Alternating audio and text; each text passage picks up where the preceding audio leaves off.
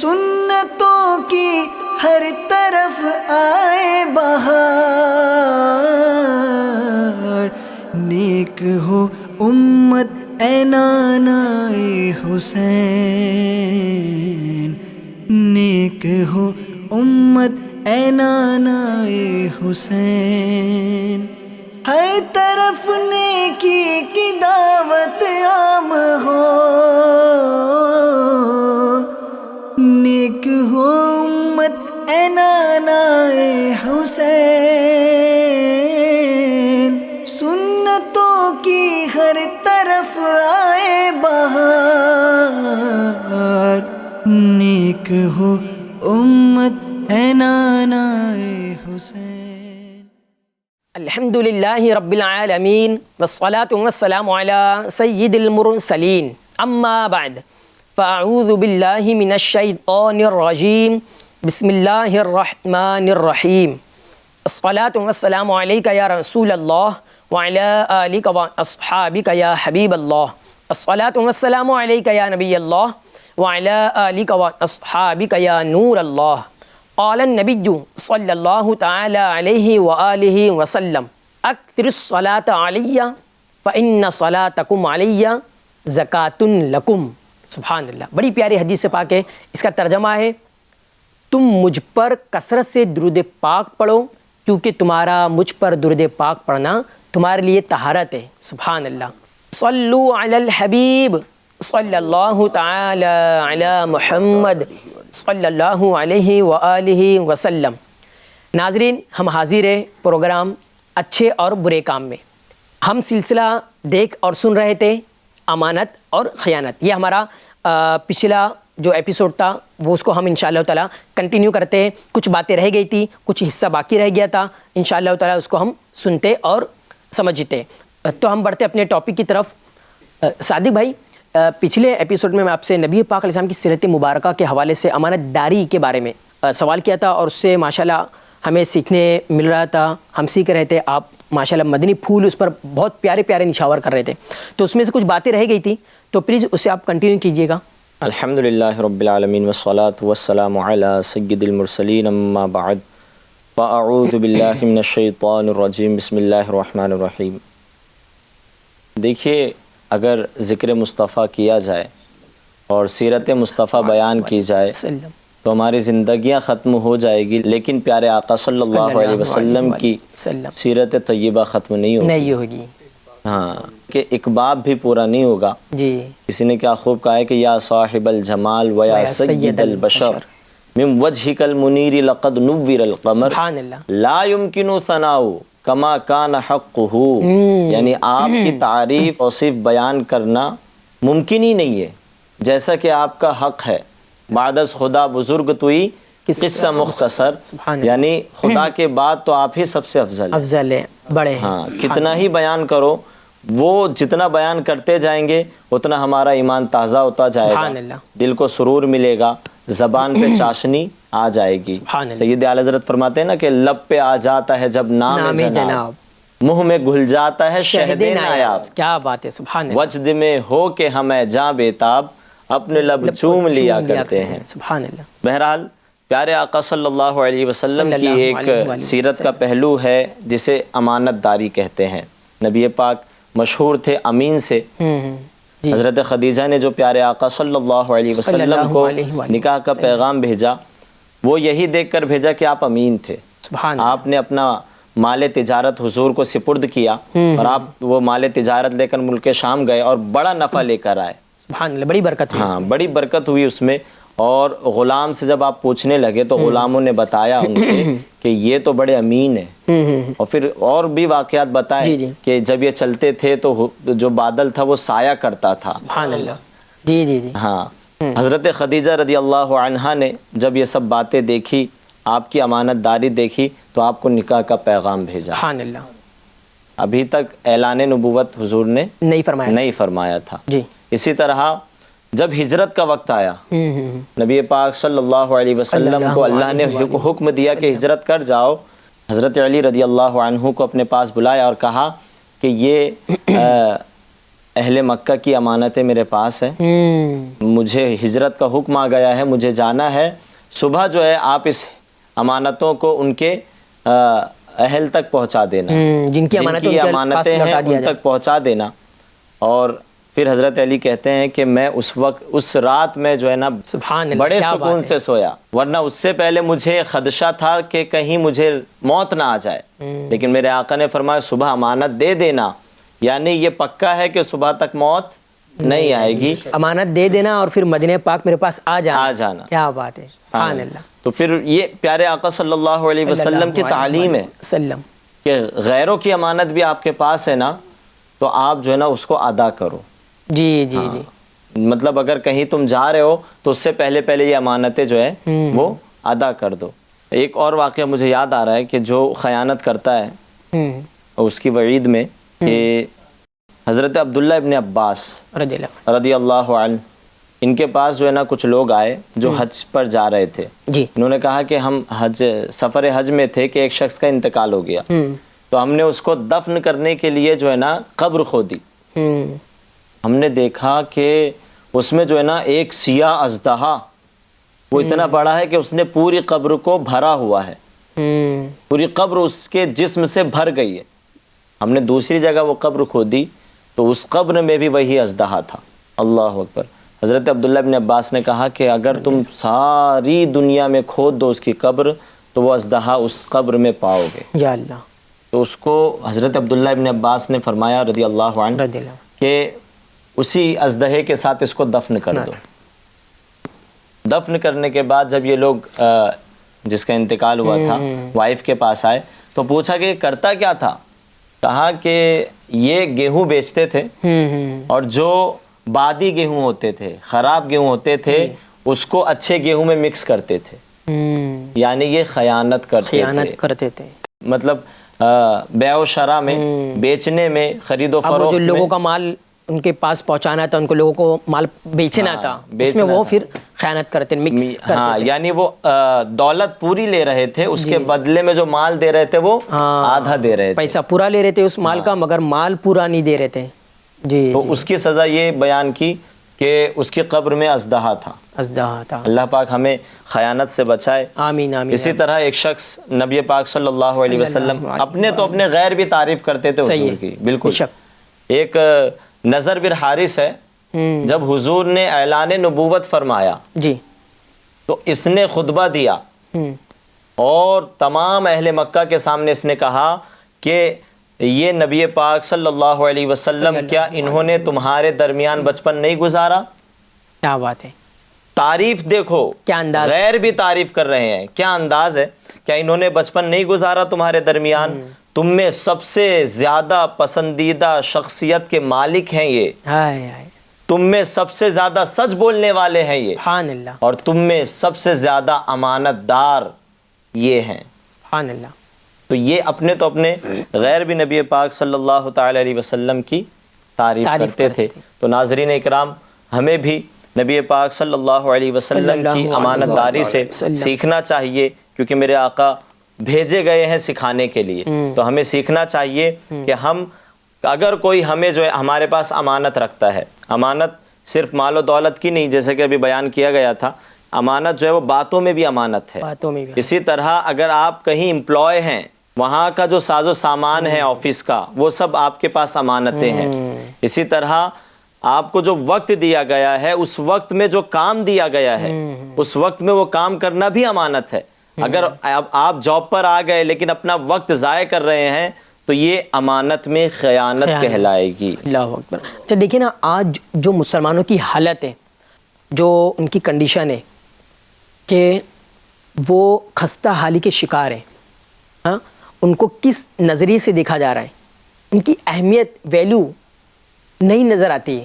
وجہ ریزن، ہاں، اس کی ایک وجہ یہ ہے شہاب الدین بھائی کہ کسی شاعر نے بیان کی ہے کہ درس قرآن اگر ہم نے نہ بھلایا ہوتا، یہ زمانہ نہ زمانے نے دکھایا ہوتا۔ طریقے مصطفیٰ کو چھوڑنا ہے وجہ بربادی، اسی سے دنیا میں قوم ہوئی ہے بے اقتدار اپنی۔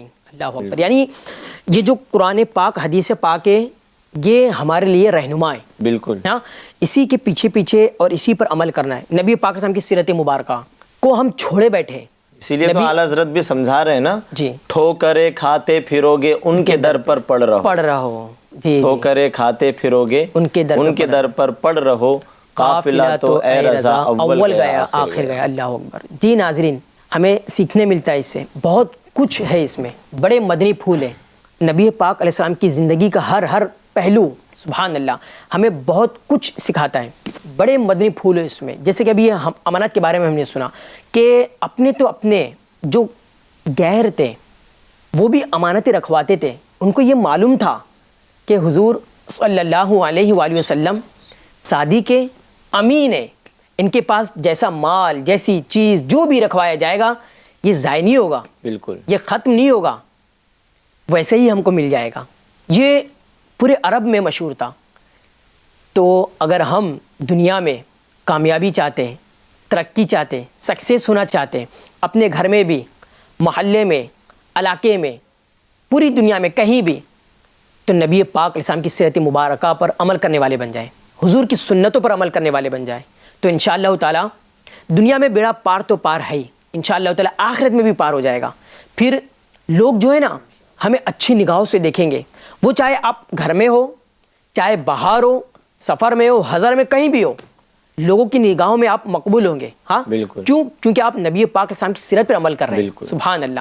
تو آپ دیکھیں کہ دنیا میں جہاں کہیں بھی جو مسلمان پریشان حال ہے, مصیبتوں میں مبتلا ہے, اس کی وجہ یہی ہوگی کہ وہ نبی پاک علیہ السلام کی طریقے مبارکہ کو چھوڑے بیٹھا ہے. اور اگر وہ اپنا لے تو انشاءاللہ تعالی کرم ہی کرم ہے اور بیڑا پار ہے. جی آپ فرما رہے تھے کچھ. پھر نبی پاک صلی اللہ علیہ وسلم اسی کو پسند فرمائیں گے جو ان کے کہنے پہ چلے گا. صحیح ہے. پیارے آقا نے خیانت کرنے والے سے بھی نفرت فرمائی. اللہ اکبر.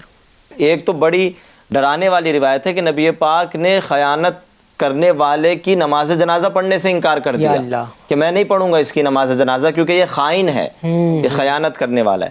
حضرت سیدنا زید بن خالد جوہنی رضی اللہ عنہ بیان کرتے ہیں کہ ایک شخص نے خیبر میں خیانت کی تھی.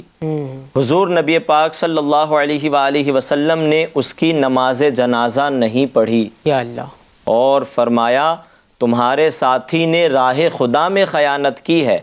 یہ خبر سن کر ہم نے اس کے سامان کی تلاشی لی تو اس میں ایک موتی پایا جس کی قیمت 2 درہم کے برابر تھی. یا اللہ. 2 درہم کی وجہ سے اس نے خیانت کی اور اتنی بڑی سعادت سے وہ محروم رہا کہ حضور نے اس کی نماز جنازہ نہیں پڑھا. یا کریم. اللہ.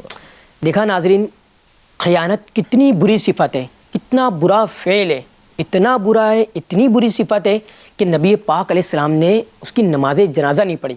خائن ایسی صفت ہے.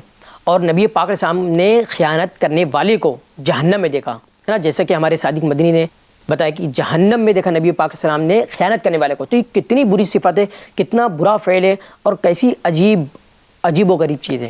اس سے ہمیں بچنا چاہیے اور بالکل بچنا چاہیے. ہمیں امین بننا چاہیے. ایسا بھی ہے دیکھیے کہ عربی خطبے میں آپ سنتے ہیں, ہر جمعہ میں یہ خطبہ آپ سنتے ہیں کہ کما تدین تدان, جیسی کرنی ویسی بھرنی. اگر آپ کسی کی امانت میں آج خیانت کر رہے تو کل آپ کی امانت میں بھی کوئی خیانت کرے گا. یا اللہ. البر لا یبلا والذنب لا ینسى والدیان لا یموت کما تدین تدان. اعمل ما شئت کما تدین تدان. اعمل ما شئت کما تدین تدان. جو چاہو وہ کرو, جیسی کرنی ویسی بھرنی, جیسا کرو گے ویسا آپ پاؤ گے. تو ہمیں اچھا کرنا چاہیے, سچا کرنا چاہیے. امانت رکھائے تو امانت واپس ویسی لوٹا دینا چاہیے, تو ہمارے ساتھ بھی اچھا ہوگا. دوسرے کے ساتھ جو جیسا کرے گا اس کے ساتھ بھی ویسا ہوگا. سب کے بھلے میں اپنا بھلا.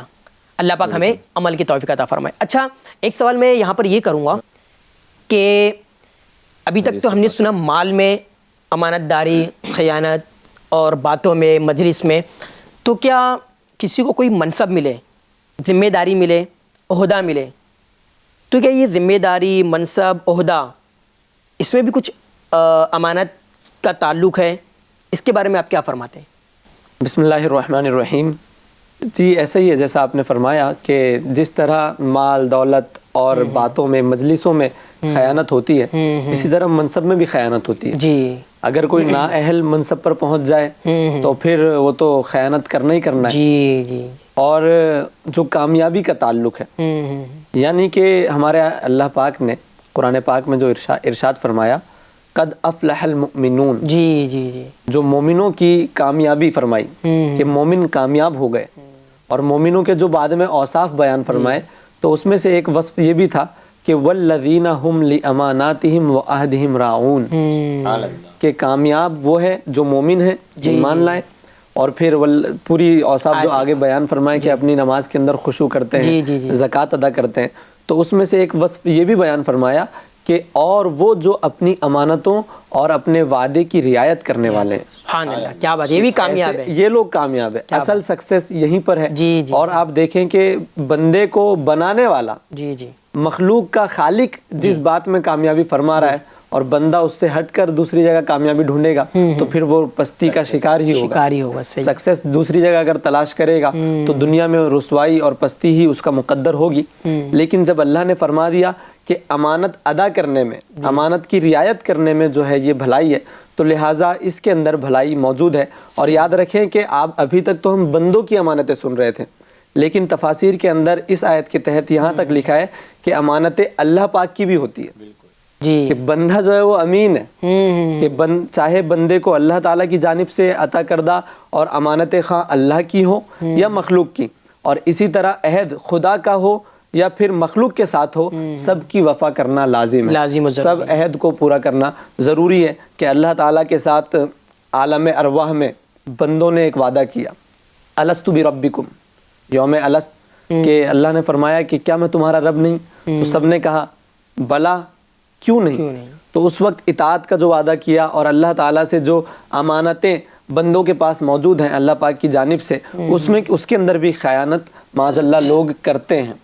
تو لہٰذا بچنا چاہیے. اور حدیث پاک میں حضرت عبادہ بن صامت رضی اللہ تعالیٰ عنہ سے روایت ہے کہ بڑی پیاری بات ہمارے آقا صلی اللہ علیہ وسلم نے ارشاد فرمائی کہ وہ مالک جنتیں بانٹ رہے ہیں، اور بانٹ رہے ہیں اور جنت کی گارنٹی دے کر بانٹ رہے ہیں کہ اگر تم مجھے 6 چیزوں کی ضمانت دے دو، گارنٹی دے دو، تو میں بھی تمہیں جنت کی گارنٹی دیتا ہوں. رحمت عالم صلی اللہ علیہ وسلم ارشاد فرماتے ہیں، پہلی بات جو آپ نے ارشاد فرمائی، اور آپ اگر ان 6 باتوں پر غور کریں تو بندہ جب اس پر عمل کرتا ہے تو وہ معاشرہ ایک پرامن معاشرہ بن جاتا ہے. اس کے اندر فسادات، جھگڑے اور لڑائیاں آئے دن.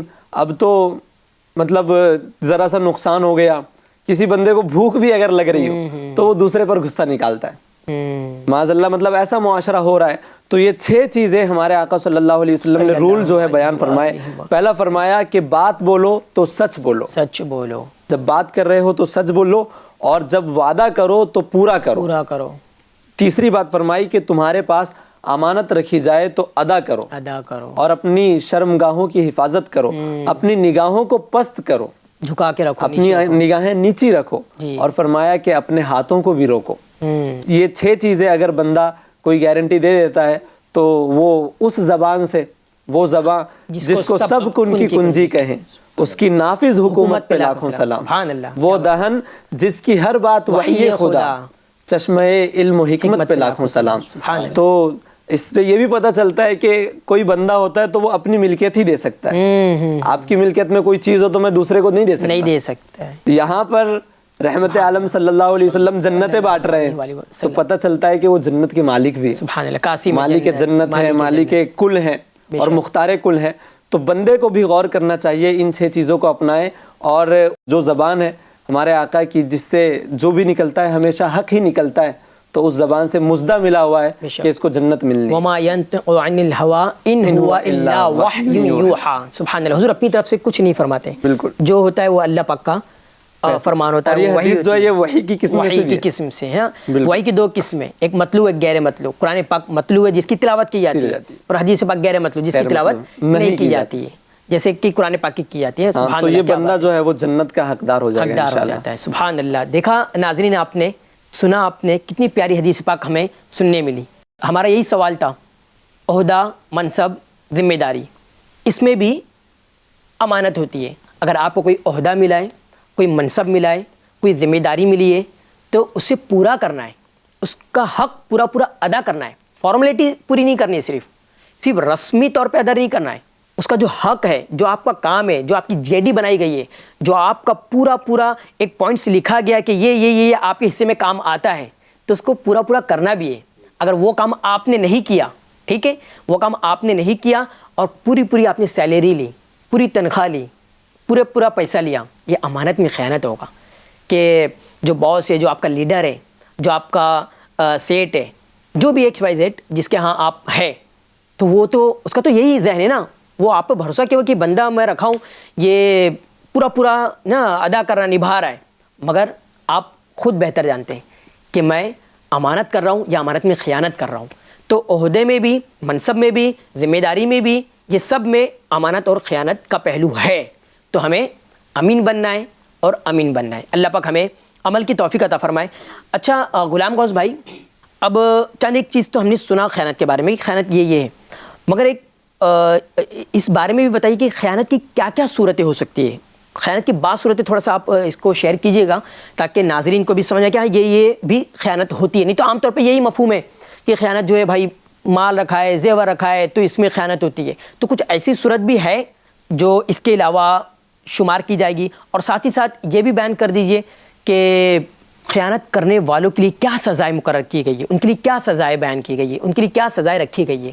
بسم اللہ الرحمن الرحیم۔ ماشاءاللہ شہاب الدین بھائی بہت اچھا سوال کیا آپ نے، کہ ہونا بھی چاہیے کہ صورتیں پتہ ہوگی تب نہ ہم بچیں گے، کہ صورتیں جب پتہ ہی نہیں ہے ہمیں کہ خیانت ہوتی کیسے ہے، خیانت کر ہم کہاں دیتے ہیں، بعض اوقات ہمیں معلومات نہیں ہوتی اور ہم خیانت کر رہے ہوتے ہیں، پھر بعد میں پتہ چلتا ہے تو پھر اس کی توبہ کی طرف آتے ہیں۔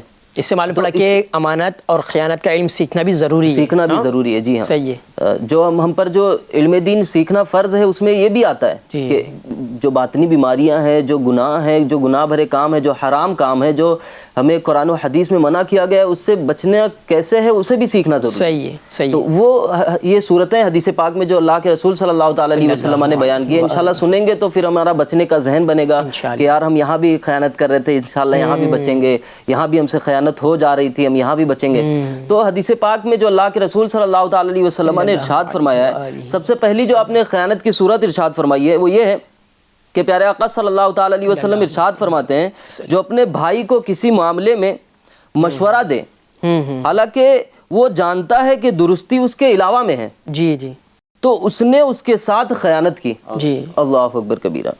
اس کی تفسیر بیان کرتے ہوئے اس حدیث پاک کے تحت مفتی احمد یار خان نعیمی رحمۃ اللہ تعالی علیہ، اللہ پاک آپ کے مزار پر کروڑ رحمتوں اور تجلیات کی بارشیں نازل فرمائے۔ پچھلے دن آپ کا عرس بھی تھا، جی، تو آپ رحمۃ اللہ تعالی علیہ نے بڑا کام کیا الحمدللہ۔ حدیث طیبہ کی زبردست انداز میں جو تشریح لکھی ہے، میرات المناجی کے اندر آپ اس کی تفسیر تحریر فرماتے ہیں، ارشاد فرماتے ہیں یعنی اگر کوئی مسلمان کسی سے مشورہ حاصل کرے اور وہ دانستہ غلط مشورہ دے تاکہ وہ مصیبت میں گرفتار ہو جائے تو وہ مشیر پکا خائن یعنی خیانت کرنے والا ہے، اللہ اکبر کبیرہ۔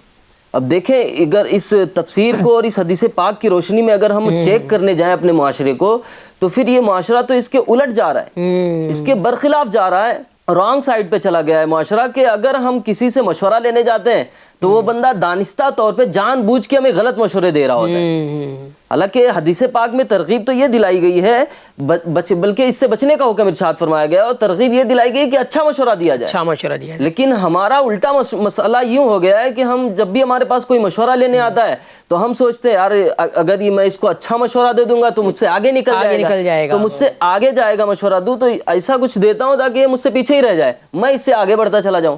تو اس طریقے سے لوگ خیانت کر رہے ہوتے ہیں، اور یہ مشورہ دینے کے اندر بھی اس طریقے سے جو حدیث پاک میں اللہ کے رسول صلی اللہ تعالیٰ علیہ وسلم نے جو صورت بیان کی ہے، اس صورت کے اندر لوگ گرفتار ہیں۔ تو اس سے بچنے کی کوشش کرنا چاہیے کہ مشورہ جب بھی دیں تو شریعت کے مطابق دیں، سنت کے مطابق دیں، اور اچھا مشورہ دینے کی کوشش کریں۔ اگر آپ سے اچھا مشورہ نہیں ہو سکتا ہے تو نہ دینا، خاموش ہو۔ وہ اعلیٰ حضرت رحمۃ اللہ تعالی کا وہ شعر ہے نا، شربت نہ دے تو کرے بات لطف سے، یہ شہد ہو تو پھر کسے پرواہ شکر کی۔ کیا بات ہے، یعنی اگر زبانی ہماری شہد ہوگی تو پھر کسے پرواہ شکر کی ہے، اس شکر سے تو بہتر ہماری زبان میٹھی ہو جائے۔ تو اچھا مشورہ دینے کی کوشش کریں، اللہ نے چاہا تو حدیث پاک پر عمل ہوگی، اور اس صورت سے جو کہ رسول پاک صلی اللہ تعالیٰ علیہ وسلم نے ارشاد فرمایا کہ مشورہ دینے میں لوگ غلطی کرتے ہیں، اس سے بچنے میں یعنی یہ بھی ایک خیانت کی صورت ہے۔ دوسری صورت اللہ کے رسول صلی اللہ تعالیٰ علیہ وسلم نے دوسری حدیث میں ارشاد فرمائی کہ ہم تم میں سے جسے کسی کام پر عامل بنائیں پھر وہ ہم سے سوئی یا اس سے زیادہ چھپا لے تو یہ بھی خیانت ہے جسے وہ قیامت کے دن لائے گا۔ اللہ اکبر کبیرہ۔ اس کی تفسیر بھی مفتی احمد یار خان نعیمی رحمۃ اللہ تعالی علیہ نے بڑے پیارے انداز میں فرمائی ہے۔ خیانت چھوٹی ہو یا بڑی قیامت میں سزا اور رسوائی کا باعث ہے، خصوصاً جو خیانت زکوٰۃ وغیرہ میں کی جائے، کیونکہ یہ عبادت میں خیانت ہے اور اس میں اللہ کا حق مارنا اور فقیروں کو ان کے حق سے محروم کرنا ہے۔ یہ بھی بہت ہی غور کرنے کی بات ہے کہ بعض اوقات 1 روپے کی بھی اگر ہم خیانت کر رہے ہیں، اگر ہم 1 روپیہ بھی اس کے حق طریقے سے نہیں لے رہے ہیں، 1 روپیہ بھی اگر ہم خیانت کے طور پر لے رہے ہیں تو یہ بھی تو خیانت ہے۔ یعنی سوئی کا مطلب یہی ہوا نا کہ 1 روپیے کی خیانت، کم سے کم چیز جو ہے، تو وہ اگر کوئی ایک بندہ 1 روپیہ ناحق طور پر لے رہا ہے تو یہ بھی خیانت ہے۔ اب بندہ وہ کہیں بھی ہو، کسی بھی ڈپارٹمنٹ کی طرف سے وہ عامل بنایا گیا ہو یا کسی بھی شعبے کی طرف سے یا دین کی طرف سے اگر وہ عامل بنایا گیا ہے زکوٰۃ وصولنے پر یا فطرہ وصولنے پر یا واٹ ایور، کسی بھی شعبے میں اگر بندہ عامل بنایا گیا ہے کہ آپ کو یہ چیز وصول کر لا کے دینی ہے مجھے، تو یہ تو کہا نہیں ہے کہ آپ اس میں یہ انٹرسٹ لیجئے گا، ایسا تو کہا نہیں ہے، بلکہ اس کی باقاعدہ سیلری فکس ہوتی ہے یا اس طریقے کا کچھ نہ کچھ معاملہ ہوتا ہے، تو وہ بندہ اس کو مقرر کرتا ہے عامل۔ تو الگ سے اب اس بندے کو یہ حق نہیں ہے کہ وہ جائے وصول کرنے اور اس میں بھی کچھ لے لے الگ سے کہ یہ حصہ میرے لیے ہے۔ احادیث طیبہ میں جو خیانت کی جو صورتیں بیان کی گئی ہے وہ صورتیں بیان کر رہا تھا میں، تو دوسری صورت یہ اللہ کے رسول صلی اللہ تعالی علیہ وسلم نے بیان فرمائی ہے کہ ہم تم میں سے جسے کسی کام پر عامل بنائیں پھر وہ ہم سے سوئی یا اس سے زیادہ چھپا لے تو یہ بھی خیانت ہے جسے وہ قیامت کے دن لائے گا۔ اللہ۔ اس کی تفسیر بیان کرتے ہوئے مفتی احمد یار خان نعیمی رحمۃ اللہ تعالی ارشاد فرماتے ہیں، یعنی خیانت چھوٹی ہو یا بڑی قیامت میں سزا اور رسوائی کا باعث ہے، خصوصاً جو خیانت زکوٰۃ وغیرہ میں کی جائے، کیونکہ یہ عبادت میں خیانت ہے اور اس میں اللہ کا حق مارنا ہے اور فقیروں کو ان کے حق سے محروم کرنا ہے۔ اللہ۔ تیسری صورت جو اللہ کے رسول صلی اللہ تعالی علیہ وسلم نے خیانت کی ارشاد فرمائی ہے کہ قیامت کے دن اللہ پاک کے نزدیک سب سے بڑی خیانت یہ ہے کہ مرد اپنی بیوی کے پاس جائے، بیوی اس کے پاس آئے اور پھر وہ اپنی بیوی کا راز ظاہر کرے۔ اللہ اکبر کبیرہ۔ مفتی صاحب دامت برکاتہ عالیہ فرماتے ہیں کہ اس سے مراد، اس حدیث پاک سے مراد یہ ہے کہ جو بیوی اور شوہر کے جو معاملات ہوتے ہیں، جو صحبت وغیرہ کے معاملات ہوتے ہیں، اس کو لوگوں پر ظاہر کرنا یہ راز ہے، اور اس کو لوگوں پر ظاہر کرنا، بتانا، یہ خیانت ہے۔ یہ تو بے حیائی کی گفتگو بھی ہو گئی، بے حیائی کی بھی گفتگو ہے جو کہ فحش کلامی ہے۔ جی، قرآن میں بھی اللہ پاک نے فرمایا ہن لباس لکم وانتم لباس لہن، شوہر اور بیوی آپس میں ایک دوسرے کے لباس ہے، اور لباس کا کام ہے عیب کو چھپانا، بدن کو ڈھکنا۔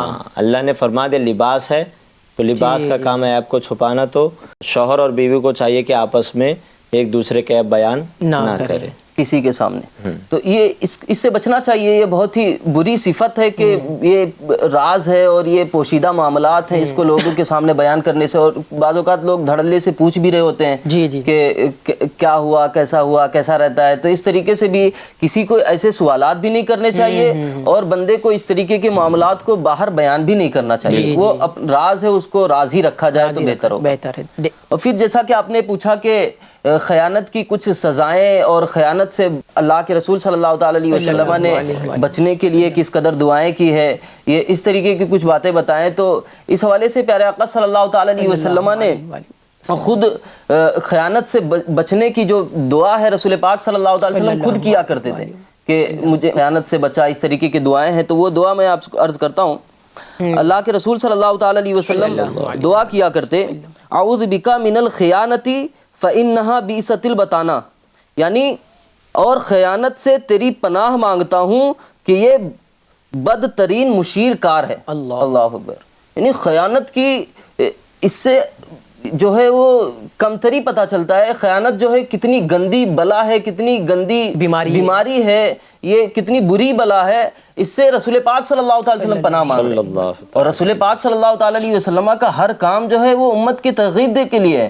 تو پتہ یہ چلا کہ رسول پاک صلی اللہ تعالی وسلم یہ ترغیب دے رہے کہ خیانت سے بچنے کی دعائیں کرتے رہا کریں تاکہ خیانت سے بچیں. اور اس سے یہ بھی پتہ چلتا ہے کہ خیانت کس اعلیٰ لیول کی گندی بلا ہے کہ رسول پاک صلی اللہ تعالی وسلم پناہ مانگ رہے. تو ہمیں بھی چاہیے کہ خیانت سے پناہ مانگتے رہیں اور خیانت سے بچتے رہیں. اور خیانت کی سزا جب دیکھنے جائیں تو خیانت اس قدر بری بلا ہے, اس قدر گندی ہے. ایک گوشت فروش نے اپنے گھر کے اندر ایک جانور ذبح کیا.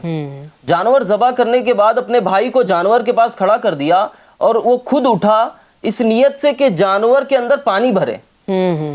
یہ ایک غلط نیت تھی کہ جانور کے اندر پانی بھرنا کس لیے ہوگا؟ جانور کے اندر پانی بھرنا کہ جانور کا وزن بڑھ جائے, خیانت ہو جائے اس کے اندر. تو یہ اس نیت سے اٹھا. جب یہ بندہ بٹن دبانے کے لیے جا رہا تھا تو جس جانور کو کچھ دیر پہلے اس نے ذبح کیا تھا اسی کے خون میں اس کا پیر پھسلا اور وہ بندہ زمین میں گرا. اور زمین میں گرا, جس چھری سے کچھ دیر پہلے اس جانور کو ذبح کیا تھا اس نے, وہی چھری اس کے گلے میں پیوست ہو گئی اور اس کا انتقال ہو گیا. اللہ دنیا میں بھی سزا اس کو, یعنی دنیا میں ہی اس کو. اور صرف ابھی خیانت کیا نہیں تھا, اس نیت سے اٹھا تھا کہ وہ خیانت کرے, ارادہ صرف ارادہ تھا گناہ کا, خیانت کا ارادہ تھا اور اس کو اتنی بڑی سزا ملی. تو میٹھے اسلامی بھائیوں, پیارے اسلامی بھائیوں, ہمیں بھی بچنا چاہیے. خیانت جیسی گندی بلا, جو بری بلا ہے, یہ بہت ہی گندی بیماری ہے. اس سے ہر وقت ہمیں بچنے کی کوشش کرنا چاہیے. جہاں میں ہے عبرت کے ہر سو نمونے, مگر تجھ کو اندھا کیا رنگ و بو نے. کبھی غور سے یہ بھی دیکھا ہے تو نے, جو آباد تھے وہ محل اب ہے سونے. جگہ جی لگانے کی دنیا نہیں ہے, یہ عبرت کی جہاں ہے تماشا نہیں ہے. ایک اور مدنی پھول میں عرض کروں گا کہ یہ تمام ذہن اس وقت بنے گا جب ہمارے اندر یہ کانسیپٹ ہوگا کہ اللہ دیکھ رہا ہے. اگر ہمارا یہ کانسیپٹ ہوگا کہ اللہ پاک ہمیں دیکھ رہا ہے ہر وقت, جب بھی ہم گناہ کے قریب جائیں گے, جب بھی ہمارا دل کرے گا کہ خیانت کریں اور اللہ دیکھ رہا ہے کا کلک ہمارے اندر جب آئے گا تو ہم انشاءاللہ اس سے بچنے میں کامیاب ہو جائیں گے. آپ نے ایک علاج بھی دے دیا خیانت سے کس طرح بچیں. ایزا مسلمان, ایزا اللہ کا بندہ ہونے کی حیثیت سے ہر وقت ہمارا یہی کانسیپٹ ہونا چاہیے کہ اللہ ہمیں دیکھ رہا ہے. جب بھی ہم گناہ کے قریب جائیں گے تو یہ جب کلک ہوگا کہ اللہ دیکھ رہا ہے تو انشاءاللہ ہم گناہوں سے بچنے میں کامیاب ہو جائیں. تو ہر بندے کا یہی ذہن ہونا چاہیے, ذہن بنانا بھی چاہیے کہ اللہ مجھے دیکھ رہا ہے, تو انشاءاللہ عز و جل ہم گناہوں سے بچنے میں کامیاب ہوں گے اور خیانت جیسی گندی بلا سے بھی بچنے میں کامیاب ہوں گے. دیکھا ناظرین, آپ نے خیانت کے بارے میں, خیانت کی کئی صورتیں آپ نے سنی. صرف خیانت کی یہی ایک صورت نہیں ہے کہ مال میں خیانت مال میں بھی ہے, باتوں میں بھی ہے, مجلس میں بھی ہے, عہدہ ذمہ داری میں بھی خیانت ہو سکتی ہے. پھر چند ایک صورت حضرت نے بیان کی کہ مشورہ اگر کوئی آپ سے مانگے پھر آپ مشورہ غلط دے دے اسے, یہ بھی خیانت ہے. ہاں, اور اس کی سزائیں بھی سنی. دنیا میں بھی ایک اس کی سزائیں جو حضرت نے بیان کی وہ بھی آپ نے سنی, کتنی خطرناک اسے سزا ملی. اللہ پاک ہمیں عمل کی توفیق عطا فرمائے, امانت داری کرنے والا بنائے اور خیانت سے محفوظ رکھے. اور علاج بھی حضرت نے بتا دیا, غلام غوث مدنی بھائی نے علاج بھی بتا دیا. اللہ پاک کا فرمان ہے ان اللہ بصیر بالعباد, بے شک اللہ پاک بندوں کو دیکھ رہا ہے. یہ ہمارا ذہن بن جائے, ہر وقت اللہ پاک ہمیں دیکھ رہا ہے. تو ہم جو نا ساری بیماریوں سے بچیں گے, یہاں تک کہ جو خیانت کے بارے میں ہم سن رہے ہیں تو اس سے بھی بچیں گے انشاءاللہ تعالی. اچھا صادق بھائی, یہ جو ہمارا جسم ہے, ہماری باڈی ہے, تو اس میں خیانت کس طرح ہو سکتی ہے؟ یہ اللہ پاک کی امانت ہے نا, ہمارا جسم, ہماری جو باڈی ہے اللہ پاک کی امانت ہے, تو اس میں بندہ کس طرح خیانت کر سکتا ہے؟ اس بارے میں کچھ رہنمائی فرمائیے گا. نبی پاک صلی اللہ تعالی علیہ وآلہ وسلم نے ہماری تربیت کے لیے ایک دعا فرمائی ہے, وہ دعا میں آپ کو بتاتا ہوں. پیارے آقا کے کیا حسین جملے ہیں.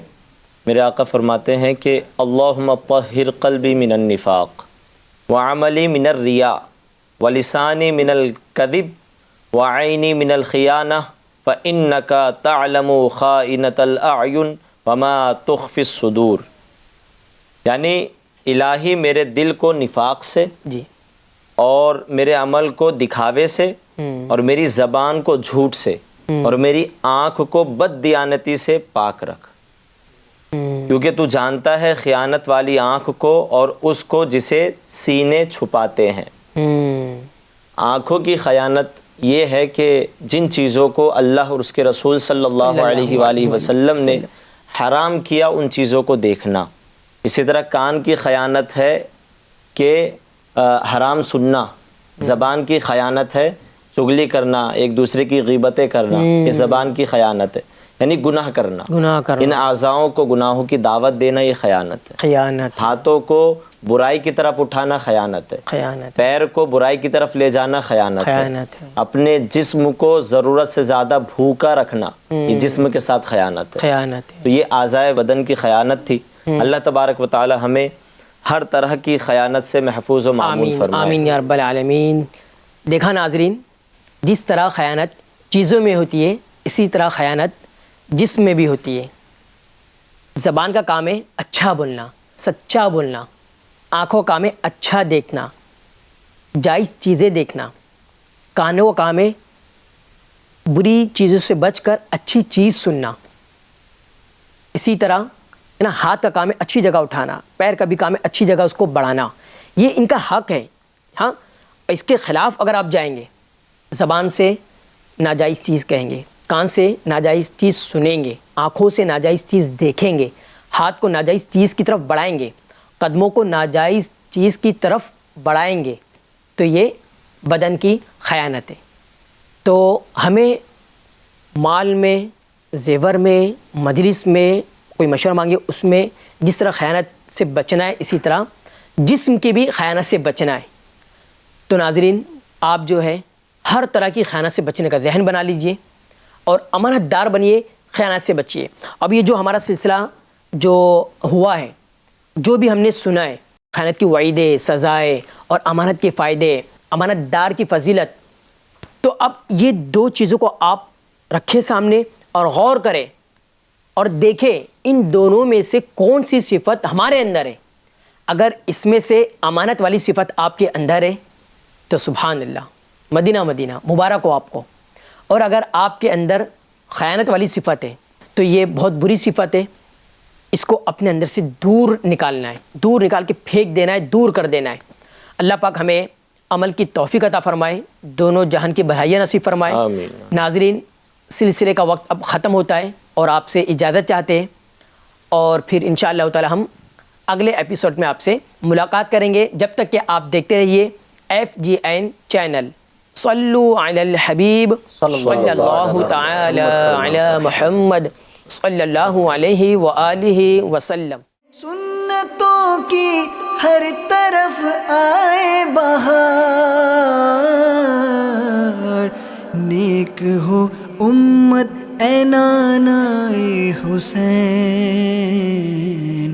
نیک ہو امت اے نانائے حسین. ہر طرف نیکی کی دعوت عام ہو، نیک ہو امت اے نانائے حسین. سنتوں کی ہر طرف آئے بہار، نیک ہو امت اے نانائے